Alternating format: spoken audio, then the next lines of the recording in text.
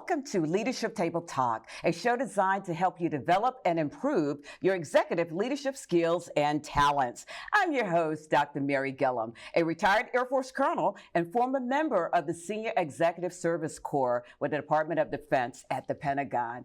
I'm also the owner of Premier Strategic Solutions, LLC in Springfield, Virginia. In today's episode of Leadership Table Talk, I want to discuss innovation in education by taking an in-depth look at the National Christian Academy. In the studio to discuss this topic with me is Dr. Michael A. Wilson, who is the head of school at the National Christian Academy, located in Fort Washington, Maryland. Dr. Wilson, welcome to the show. Thank you so much. I'm excited to be here and talk with you today. Outstanding. Well, let's just begin by just telling the audience a little bit about your background. Sure. I spent 10 years as a teacher and then 2 years as a college professor. Not in that order, but I was an assistant principal, a principal, and then I got into nonprofit education leadership at the executive level. So I've been in education altogether 31 years. Wow. So let me ask, what motivated you to want to go into education?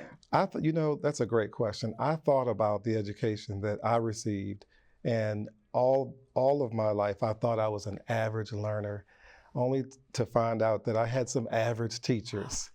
Wow. And I thought if I could ever become a teacher, I would make sure that my students would have out-of-the-box thinking and lessons that would compel them in learning. So it was an idea really that I believe was dropped down in my spirit a long time ago to become an educator and to be able to impact the lives of young people. That's wonderful. So let me ask you, as a senior educational executive, what have been some of the challenges and successes in your career? I'll start with successes. I've been blessed to be able to see a student achievement gap close for African American students. Now, it takes a lot of work, a lot of people who are willing to take risk and to do things that are less conventional, to really pay attention to data, for example, to make sure that they're focused on authentically that learner. And so I've been blessed to see that happen in more than one instance. And so the one that I'm most proud of is I received an Ames Award from Nancy Grasmick, Dr. Grasmick, from the state of Maryland for closing the student achievement gap at a school where I was an assistant principal. That is fantastic. That is just, oh man, that is wonderful, Dr. Wilson. So challenges. Yes. We have to talk about the challenges, right, Dr. Gillam? So I think COVID-19 really did a number on education. Unfortunately, during that time, we lost a lot of great educators. They left the field. And the transition from in-person learning to online learning, it was a great idea to keep schools open, if you will, but we lost a lot of kids, and the learning gap is still there. So unfortunately, we have a lot of students who've become addicted to screens, and they went from really being involved and actively involved in learning to kind of checking out with online learning. And so the learning gap that's there, we are still experiencing it today, although that happened roughly 2 to 3 years ago. That is really interesting. And I know in my own family, not my kids per se, because I don't have any children, but some of my relatives, as they were transitioning to the online learning aspect. And it was a little bit of a challenge for them, right, when COVID first kicked in and everything. And they're turning it around. The grades are improving, which we're so glad for, and all of that. So let me ask you about the National Christian Academy, which I believe has been around for about 40 plus years. That's correct. Or so. What are some of the goals, the mission, the vision of the school itself? The foundation for National Christian Academy is preparing students for life, college, and eternity. And so that means there's a focus on the emotional and physical aspect of the learner, educational, of course, and then the spiritual aspect. And so with that three-prong approach, the school has really been focused for years on making sure that we produce model citizens. Students who are ready to go out into the world and take their place, to stake their claim and to know what their purpose is, Yes. that they could drive in that purpose and be able to bring about change in our society. That is wonderful. I just enjoy that. I have a lot of educators in my family. A lot of my uncles and aunts and stuff like that actually studied education and so forth. And it just amazes me the impact that those in the profession have on students for the rest of their life, for the most part, because it started there. And I remember some of my teachers that I had that really encouraged me to go on to school. You can do it, Mary. You can do it. So, yes. And look at you today. You are here, part of the impact that they've had upon you. So that's great. So, when it comes down to the Christian school and the secular school, I know that there are some philosophical differences and stuff. Can you kind of talk a little bit about the differences between the two platforms? Sure. First, I would say what's different about the Christian versus your typical public school is that we are able to use a curriculum that is Christian-based. So Christian educators, people who do research around a Christian-based education and providing that level of academic rigor have designed the curriculum that we use, which is the ABECA curriculum. And so that means that the student is going to receive more than just math. They're going to receive some background that gives them a better understanding of a worldview that is biblically based. Second, the teachers are able to share their faith and to talk about spirituality openly.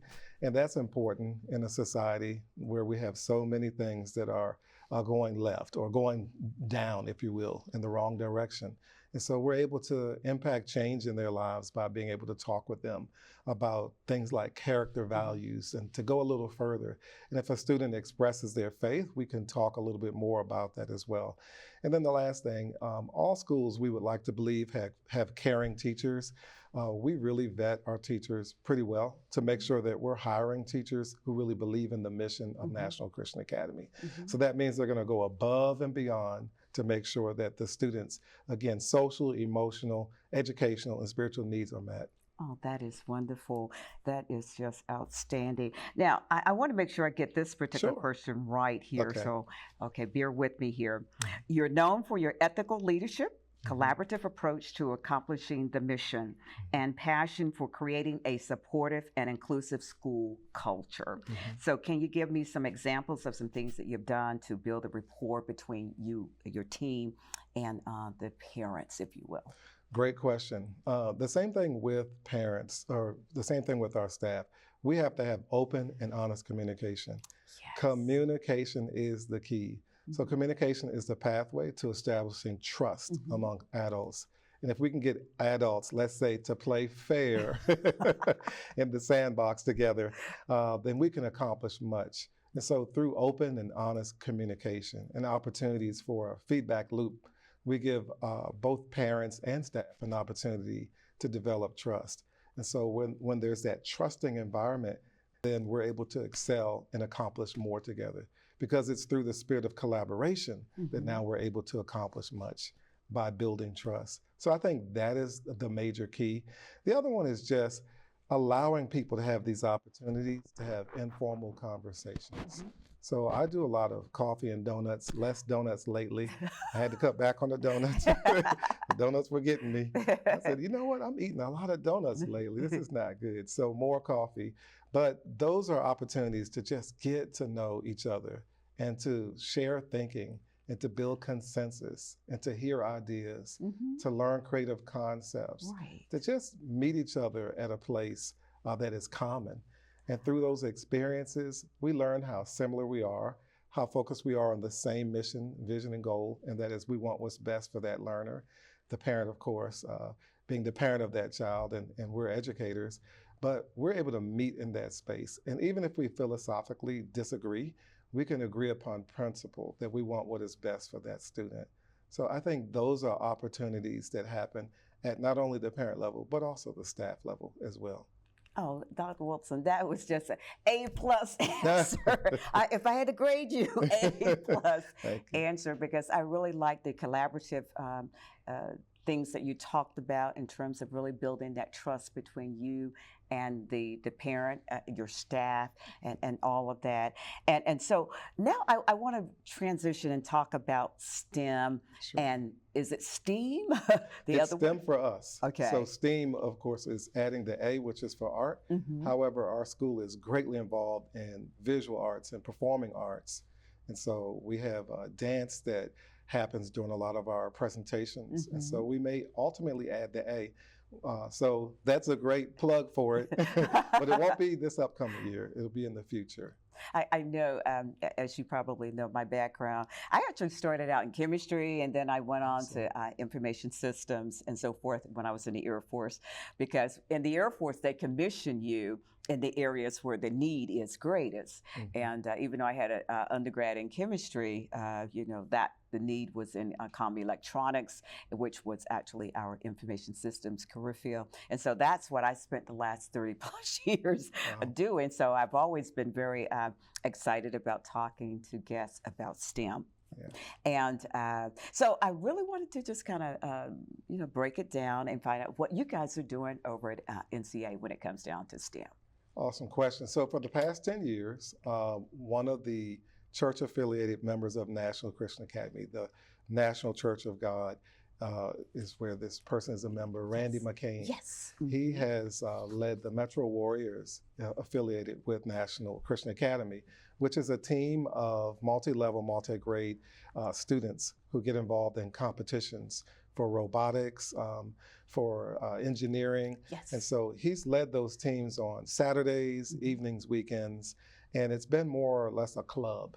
What we want to do is shift now into actually having course offerings in STEM. So that means a National Christian Academy student in the future will be able to actually have as an elective at the high school level STEM program, and ultimately be able to focus on it as a career technology feature of our school. So for this upcoming year, we're going to pilot the STEM program. We're going to work with a select group of students, generate some buzz and excitement there, and then as we introduce them to the curriculum and train in-house our teachers, and really, again, get folks involved with STEM at the parent level, the staff level, then we'll be able to launch into a full-blown STEM program and become known as what they would call a STEM school. Oh, wow, that is outstanding. That is just really, I love that, because, we all know that that's the way of the world. That's the way of the world. I get kids really excited about technology and all of that. Now, let me ask you, what are some of the common barriers that may keep a student from getting a STEM education? Well, in the United States and even around the world, one would probably be access. So if students don't have access to those materials or access to those industry leaders, then they miss an opportunity to really start the foundation of a STEM career or preparing them to go into college and study STEM. And so we want to level that access by providing students this opportunity at our school, of course. A second one would be a lack of materials. So if there are no resources around STEM, none of the latest in technology, we have to have donors and participants and partners who are willing to share some of their really good technology. And so schools that have great partnerships right now with those who are in the science, technology, engineering, mathematics field are able to excel. And so that's another thing we're looking forward to, developing those partnerships. Those are great observations, Dr. Wilson, because I think what happened during the pandemic is that when the students had to transition to at-home learning, and what a lot of schools discovered, that they didn't have, for example, even the laptops to be able to give to the students, and they found out a lot of kids could not transition because they just didn't, or they may have lived in an area where they did not even have access to the technology. Yeah, and I would add, or the internet. Yes. And unfortunately, schools receive sometimes great technology from several years ago. Yes. So outdated technology without the updates or upgrades to those technology devices Yes. make it difficult. And you know, technology is something. If you think about how an iPhone keeps updating, or Yes. any smartphone, you have to stay on top of that. And so when you get technology, it's great to receive those donations. But something that is current or something that can be updated is going to help propel that STEM program in a school.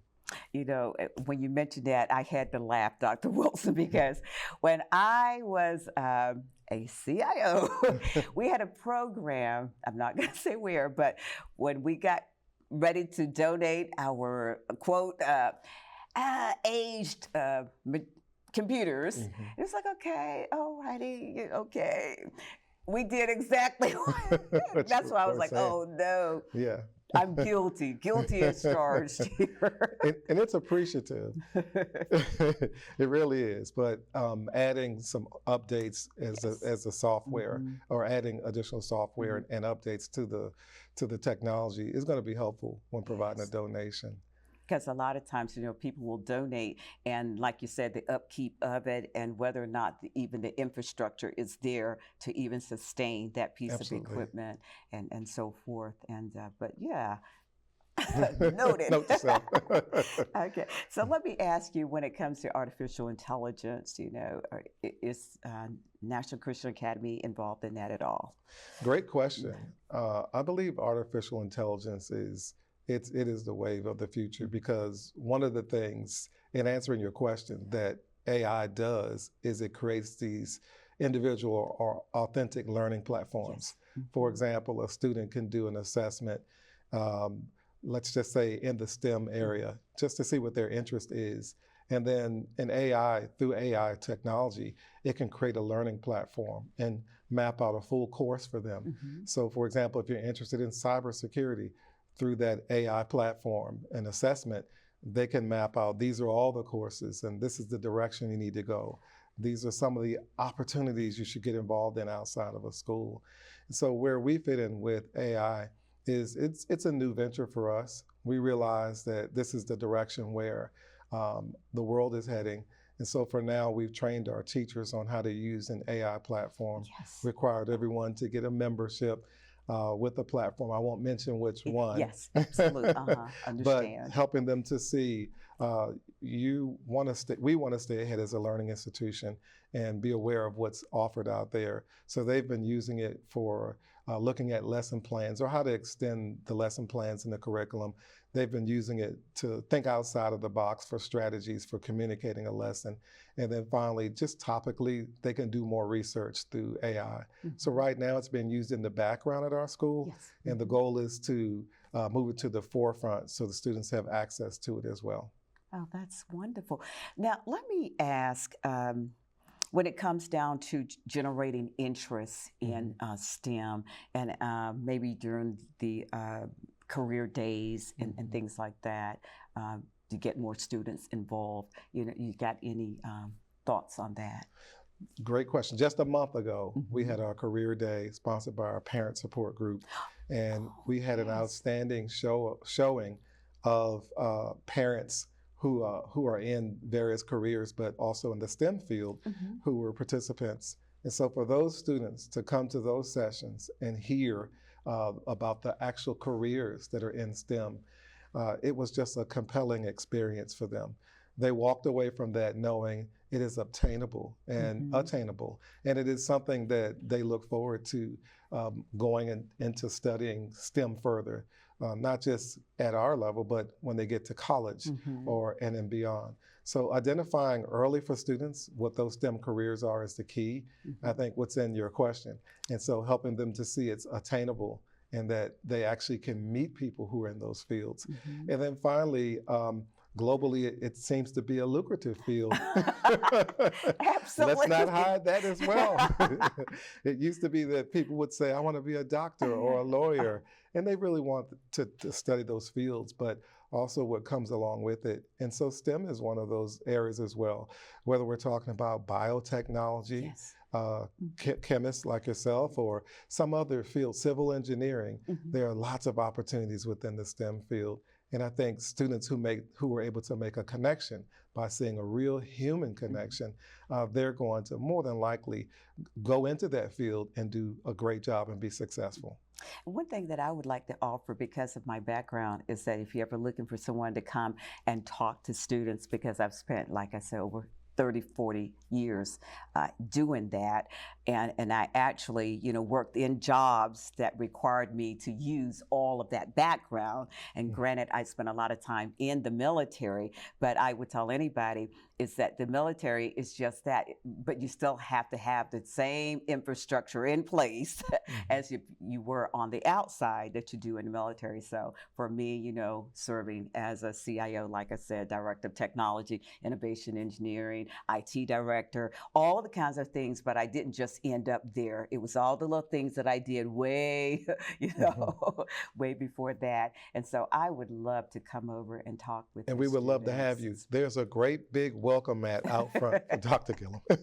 Because I'm still excited about it. I've had quite a few guests to come on the show to talk about STEM, and we forever get into these conversations because I really still enjoyed, after a while, it's like, okay, transition to the young people. Right.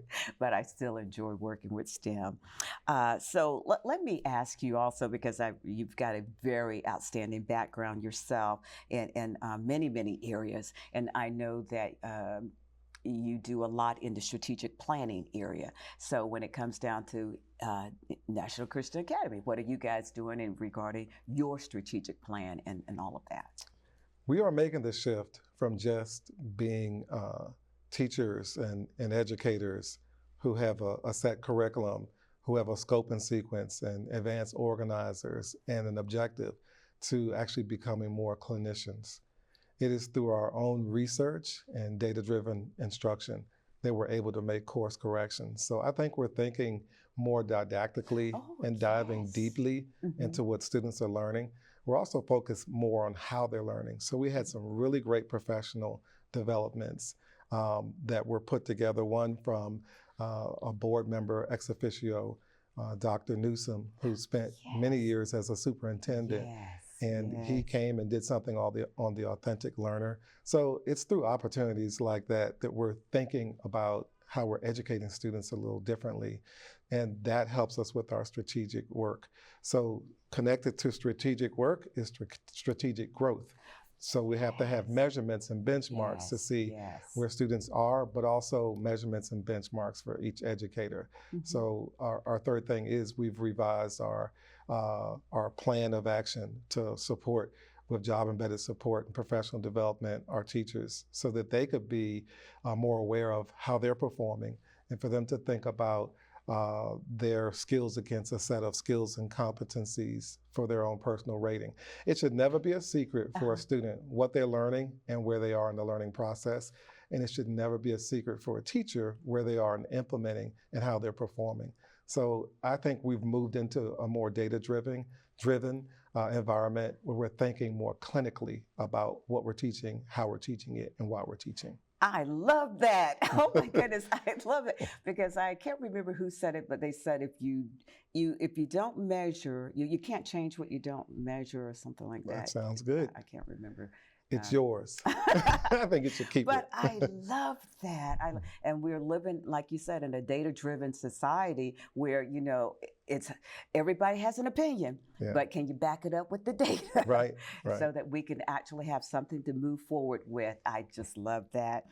And I do want to ask you, regarding education and the fact that we're trying to get as many teachers to continue in that career field, what are just some of the challenges that teachers are facing today to even want to stay in the career field or have students even pursue a degree in education? Right now, there is a major shortage in the United States of certified teachers. And that number, it depends on who you ask. I was doing research on this not long ago and came across several different numbers. So it all depends on what study you're reading. But basically, there's a shortage. There are teachers who left the profession, as we said earlier, during COVID-19 when the pandemic first hit. And some left and said, I'm not coming back. There are college preparatory programs that may not have kept up with the learning that we're talking about, all the innovation that's happening. There's not a focus on globalization and thinking about the United States being competitive. And so we fall behind in the area of mathematics and science and engineering and technology. Those are areas where we're not foremost leaders in education. And what is happening around the world in the countries that are doing well is they're teaching a very basic principle, and that is teaching children how to solve problems. Yes, yes. For them to have a goal and it to be focused on a set number of standards, whereas here in the United States, we have so many standards. There's so many things that have to be taught in a very short time, and the curriculum is rapid pace. So those are some detractors. If you add to it compensation, teachers, unfortunately, are just not compensated as well as some other professions. And so the interesting thing about that is we can make some really great six-figure income people who are professionals in society as educators, but not receive that same compensation. And so as long as that is a detractor for teachers, it makes it difficult to sell going into education. Yes, I do understand. And it looks like we're about ready to close here. So just one last question. The visionary behind all of this at NCA, can you talk a little bit about that real quick? National Christian Academy is connected to the National Church of God, where Bishop Jonathon Zeigler is the pastor. And so he's the ultimate visionary. And in working closely with him, we've developed both a short-term and a long-term plan for our school. Oh, that is wonderful. Well, Dr. Wilson, I want to thank you for being on our show today. And I want to thank you, our listening audience, for watching the show today. Again, this is Dr. Mary Gillam. Thank you again for being here. And I will see you again next time. Bye-bye for today.